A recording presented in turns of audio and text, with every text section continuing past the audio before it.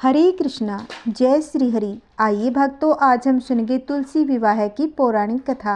एक समय की बात है, एक गांव में एक कन्या रहती थी। वह बहुत ही धार्मिक थी। जब वह थोड़ी बड़ी हुई, उसको समझ आने लगी, तब से ही वह तुलसी माता जी की पूजन करती। उसके प्रतिदिन का नियम बन गया था कि तुलसी माता जी को पूजन करने के बाद ही खाना खाती थी। जब वह कन्या शादी के लायक हुई, तब उसके माता पिता ने उसकी शादी करवा दी।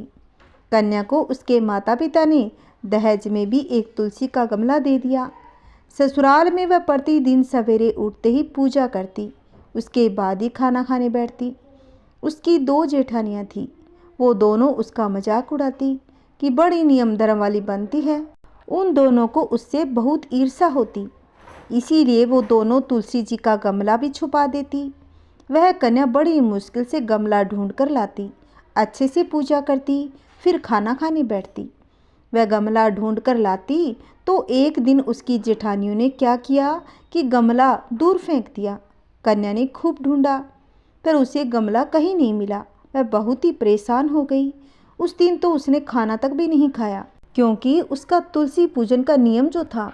उस कन्या की सच्ची भक्ति देख तुलसी माता उससे बहुत ही प्रसन्न हो गई।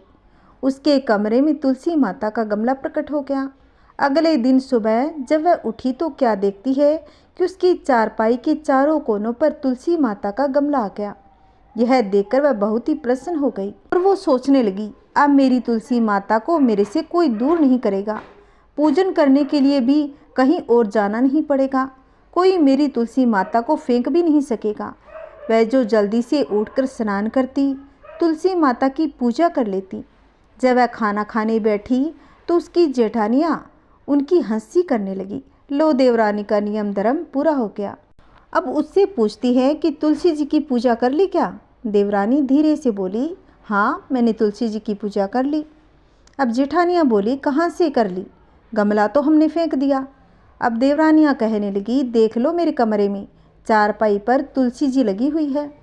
जेठानियाँ बहुत ही शर्मिंदा हो गई और बोली कि देवरानी, तेरी भक्ति सच्ची है, हमने तुझे बहुत ही परेशान किया, हमें माफ़ कर दो। देवरानी उन्हें माफ़ कर देती है। अब वो जेठानियाँ भी तुलसी जी के नियम से पूजा करने लगी।